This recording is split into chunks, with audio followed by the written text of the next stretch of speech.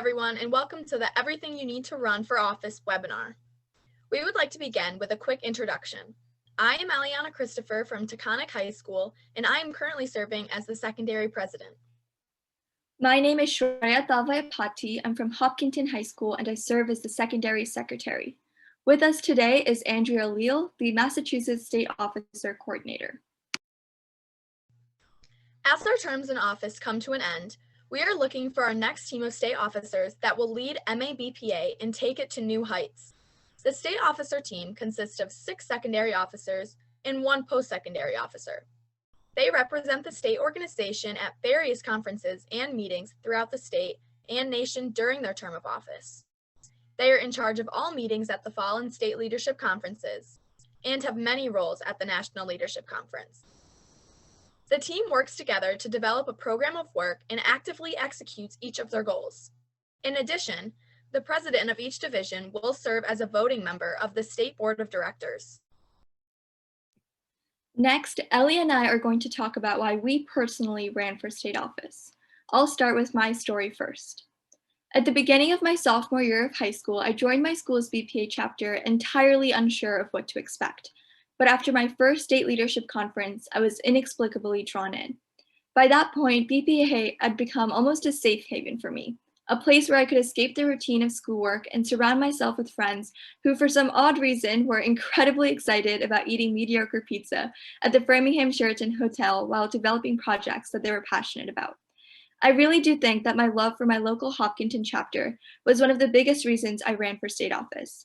I had found a community that meant so much to me, one that offered endless encouragement and some really bad jokes and cheesy puns over the years. I saw being a state officer as an opportunity to give back to this community that I'd grown to care about.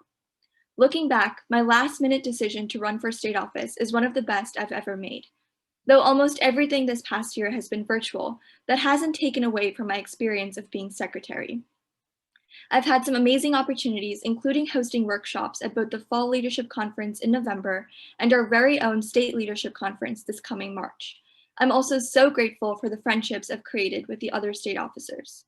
All this is to say that if you're on the edge of running for state office and you aren't entirely sure, I'm here to encourage you to give it a shot. I promise you, you will not regret it. I decided to run for state office mainly because I wanted to further my leadership abilities as well as pose for a mentor for all Massachusetts members. When I first started BPA, the only word to describe it was confused. I was super confused and didn't know really about anything about BPA, but running for state office helped me, and it also gave me the initiative to pose as that mentor for students to help students that were just like me. Being a state officer is an empowering experience, and I'm so fortunate to have been an officer for 2 years now. Since I first ran for office, I've tremendously improved my public speaking skills, my teamwork skills, my leadership skills, and it's boosted my confidence. Serving as a state officer is an amazing experience, and it also opens up doors to numerous opportunities. If you needed that push to run for state office, this is definitely it.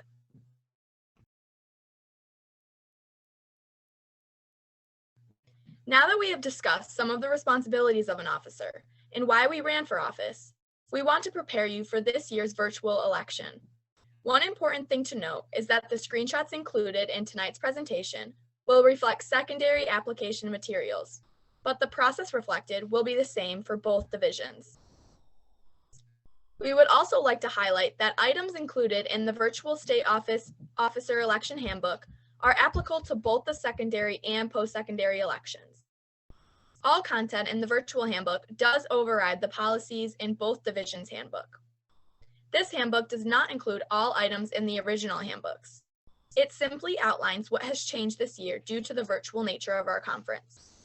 For instance, the virtual handbook does not outline the officer responsibilities, as our virtual conference does not change what the team will be responsible for while in office. However, the virtual handbook does highlight how members will submit their recorded speeches as how this has changed. Please note that the application to run for state office has not changed. It is still a Google Form link which is included on the state officer checklist in your respective division's election handbook. Members must submit an application for your division. The virtual election handbook does include the link to both divisions' applications. All applications are due on February 8th by 11:59 p.m. As there will be additional meetings on different days, the virtual handbook includes an updated state officer checklist. When submitting your application, please note that the original state officer checklist or the virtual state officer election checklist and timeline can be submitted. Both will be accepted. Prior to submitting your application, please ensure that your local advisor has approved your candidacy for state office, as they will also have items that must be submitted on your behalf. Once your application is received, Andrea will send you an email confirming that all of your application materials have been received and will provide you with the next steps in the process.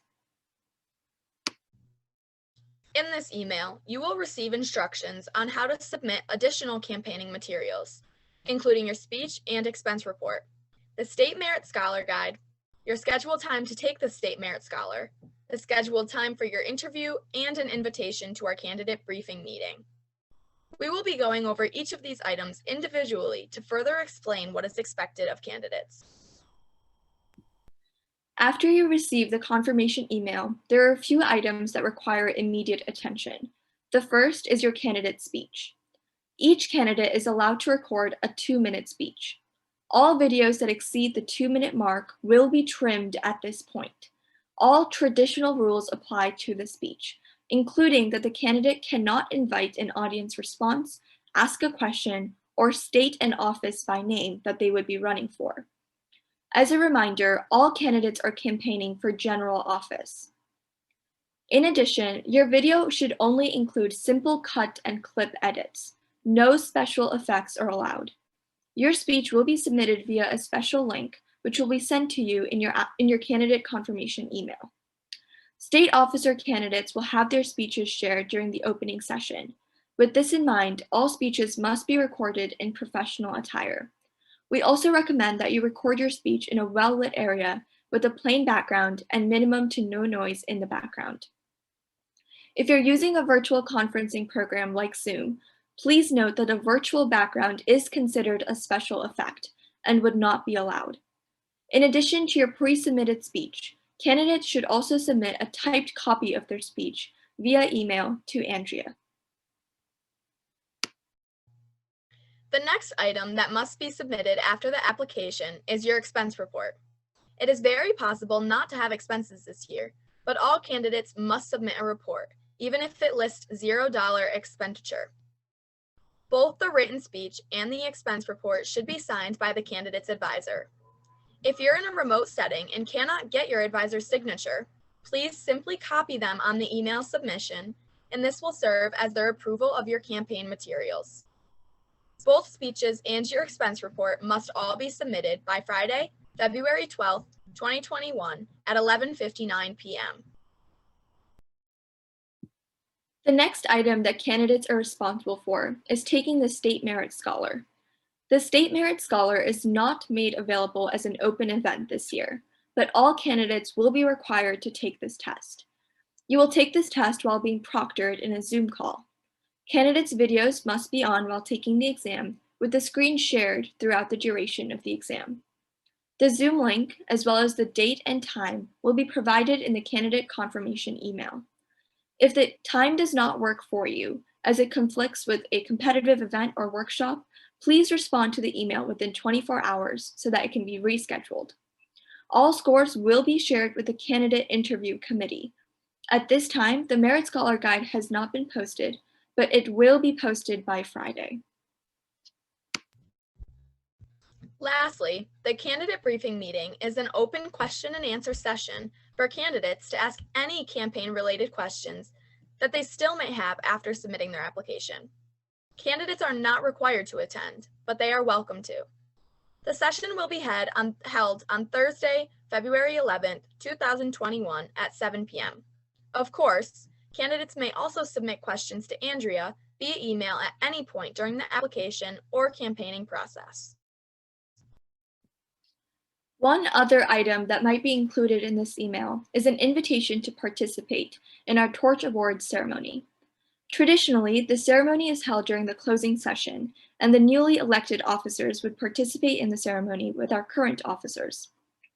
This year, the torch ceremony has been moved to the opening session, which will be a pre-recorded session.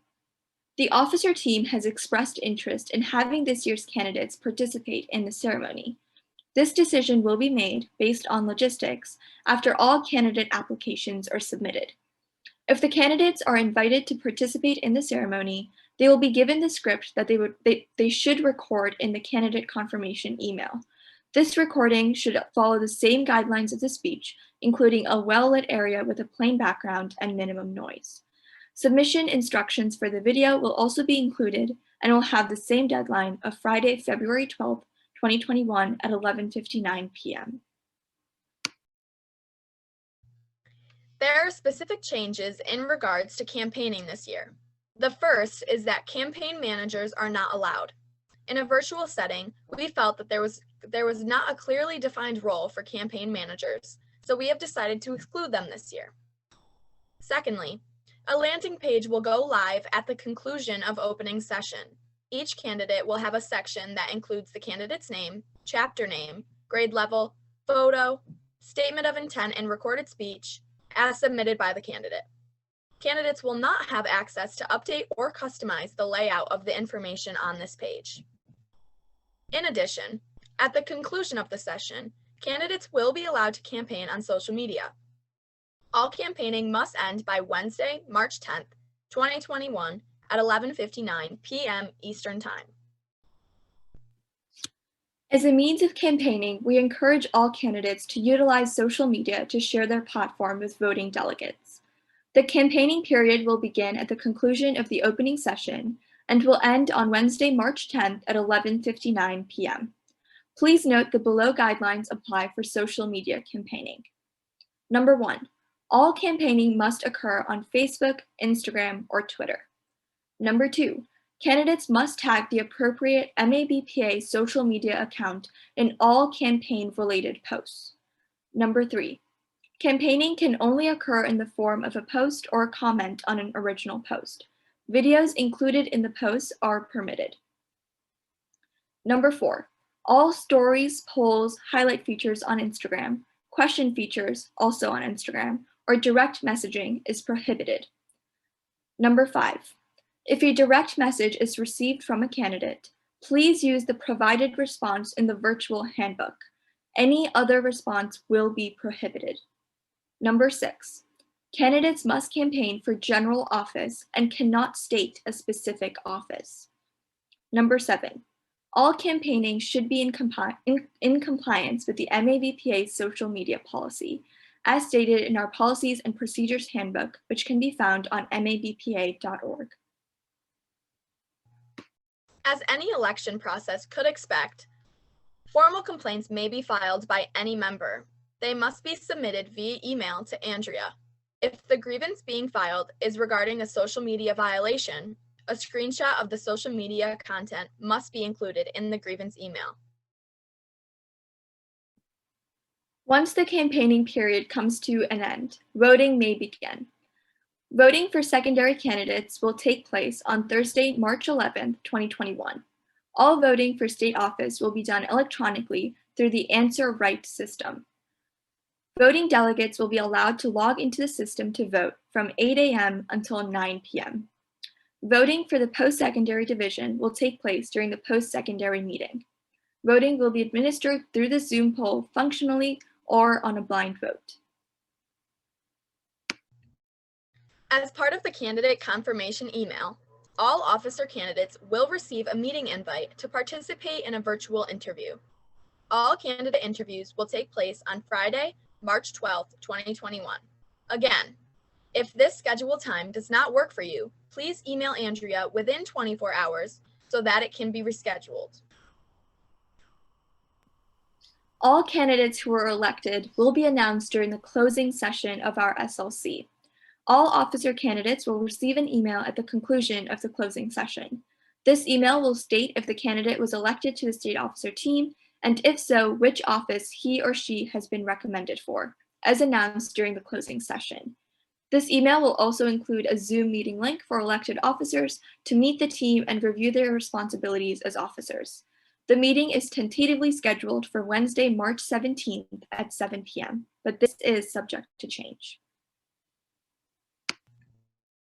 To conclude, we wanted to highlight that all candidates are expected to be in professional attire for all activities related to their campaign, including, but not limited to, their speeches, State Merit Scholar exam, and interview.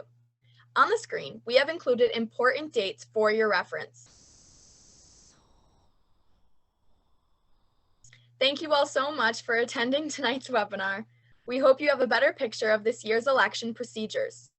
For more updates prior to SLC, make sure to follow MABPA accounts on Facebook, Instagram, Twitter, and Snapchat, and check out mabpa.org. We look forward to seeing you all virtually at our opening session on Sunday, February 28th at 11 a.m. Till then, please stay safe and enjoy the rest of your evening. We wish you the best of luck with your campaign.